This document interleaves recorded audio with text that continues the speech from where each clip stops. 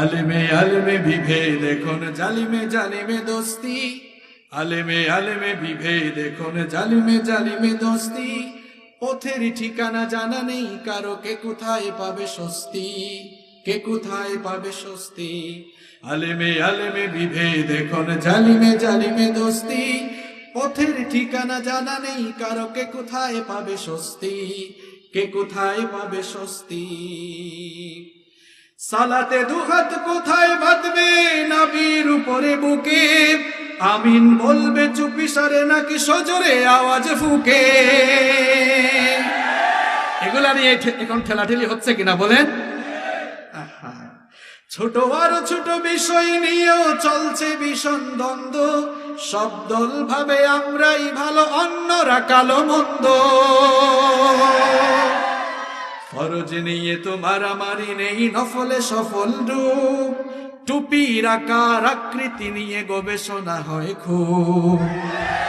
ফরজ নিয়ে তো মারামারি নেই, নফলে সফল রূপ, টুপির আকার আকৃতি নিয়ে গবেষণা হয় খুব। এখন টুপি দেখেই আমরা হুজুর চিনি, এই টুপি নাকি ওই দলের, ওই টুপি নাকি আরেক দলের। আস্তাগফিরুল্লাহ, এই টুপি নিয়ে গবেষণা চলছে। ফরজ নিয়ে আমাদের মধ্যে মারামারি আছে, এই নফল নিয়ে ঠেলাঠেলি করে আজ এই অবস্থা আমাদের। ফরজ নিয়ে তো মারামারি নেই, নফলে সফল রূপ, টুপির আকার আকৃতি, টুপির আকার আকৃতি নিয়ে গবেষণা হয় খুব।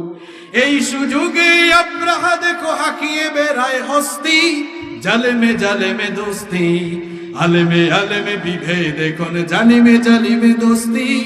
পথের ঠিকানা জানা নেই কারো, কে কোথায় পাবে স্বস্তি, কে কোথায় পাবে স্বস্তি। খ্যাতির নেশায় আলেমের মন ব্যস্ত, ভীষণ ব্যস্ত, এই সমাজের সব কাজ তাই জালেমের হাতে ন্যস্ত। কারণ আলেমরা যার যার খ্যাতি নিয়ে আছে, কার কত জনপ্রিয়তা, কার কত খ্যাতি বাড়বে।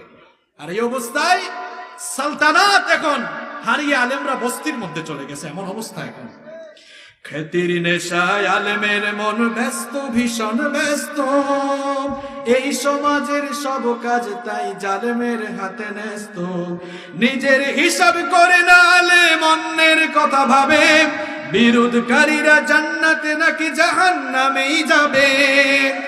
কাফের ফাসেক লক্ষ ফতোয়া পকেটেই আছে জমা, আল্লাহর কাছে ছাড় আছে তবু তার কাছে নেই ক্ষমা।